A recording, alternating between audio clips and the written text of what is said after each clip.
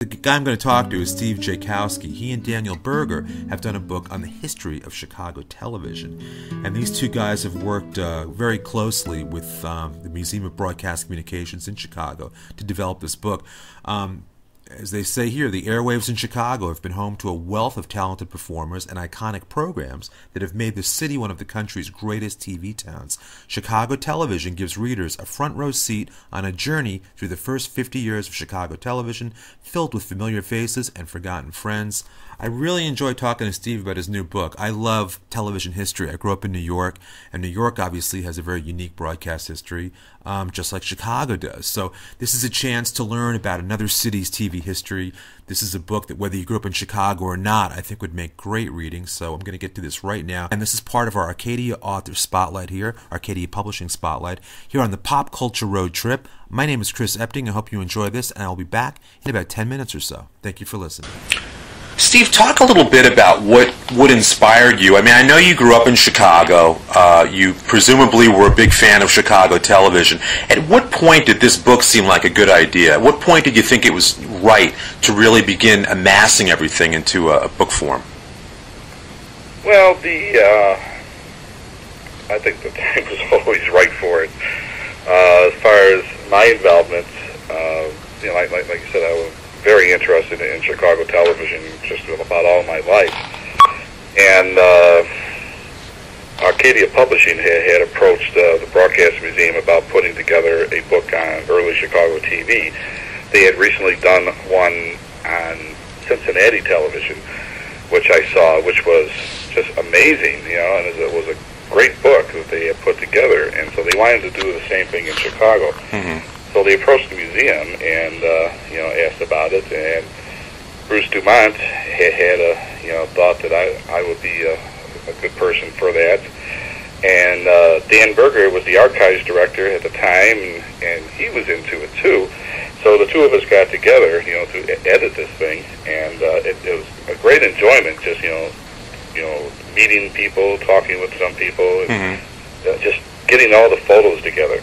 The museum you mentioned is the Museum of Broadcast Communications. Yes, the Museum of Broadcast Communications here in Chicago. And I guess when you're doing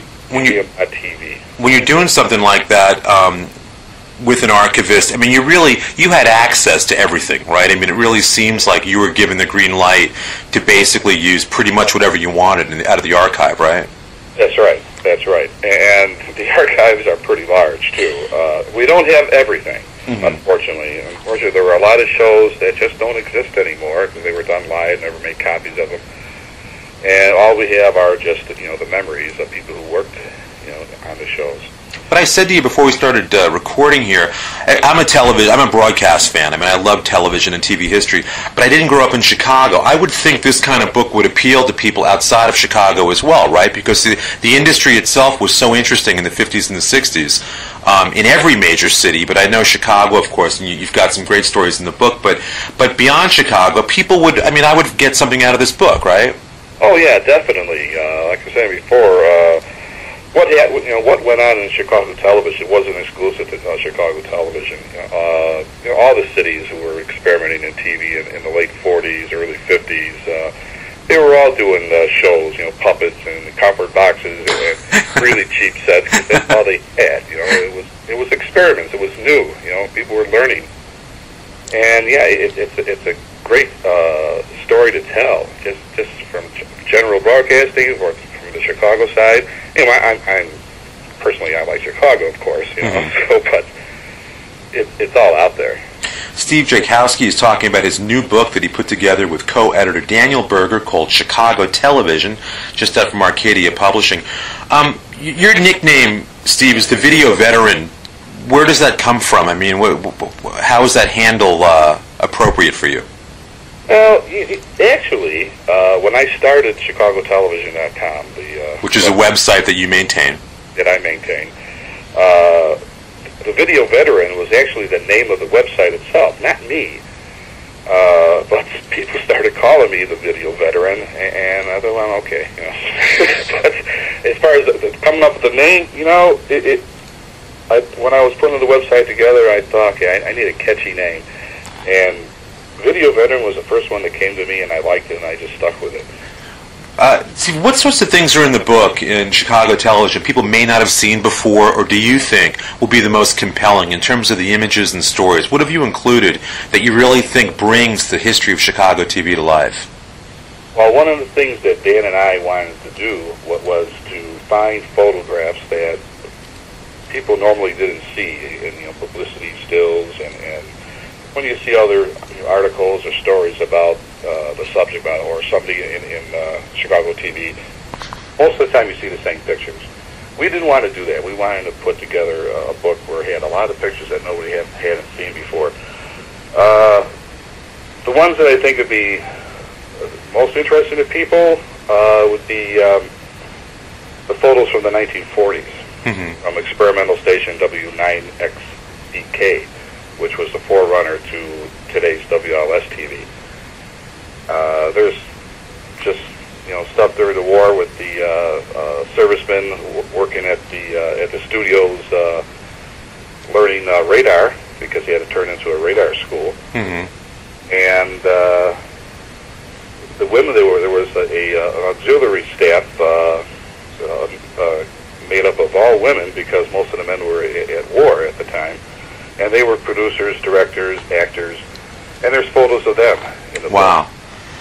It's funny, you cover about 50 years worth of Chicago TV history. Are many of the legends that you illustrate in the book, are they still around today? Have you gotten much feedback yet from the men and women who were actually involved back in the 50s and 60s on Chicago TV? Not yet, but there's too many around anymore. The ones that are, they're up in age. And but I hope to hear from some of them. I know some of them are still at least semi-active in the business. They have friends and they keep in contact through Natus, the television society. Steve, tell me what you reference in the book, the Chicago School of Television. Yes. What is that exactly for those of us who still, again, I appreciate TV history, but I'm not familiar with that term. It's something you define in your new book, Chicago Television. What is the Chicago School of Television? Right. Well, first off, it wasn't a brick or mortar type of school, or it wasn't a correspondence school that you saw on the back of matchbooks, get a diploma. No, it was an expression used to describe the methods of the early TV producers and developers of programs that what they did is to do so much with so little. And since they had no money and virtually no budgets, and so they tried to be creative. Perfect examples of the Chicago School of Television style would be Dave Garroway, Kukla, Fran, and Ollie.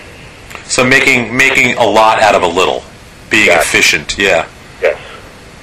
Very interesting. Well, listen, Steve Jackowski, his new book, Chicago Television, with co-editor Daniel Berger, is just out from Arcadia Publishing. I think it's a fascinating title. I'm happy that you've done this because, again, I think people forget today, especially, Steve, today's generation, where their TV today comes from. So these books are very important to help remind people and connect those dots from early broadcasting. Oh, sure. Television is so different today than it was from back then. And it's good to go back and see where all this started. Well, we look forward to it, and I think your book is the perfect place to do that. So thank you for joining us today on the Pop Culture Road Trip. Again, this has been Stephen Jackowski, author of the new book, Chicago Television. Thank you. And thank you, Steve. Again, that is Steve Jackowski, who, along with Daniel Berger, has written a new book called Chicago Television for Arcadia Publishing.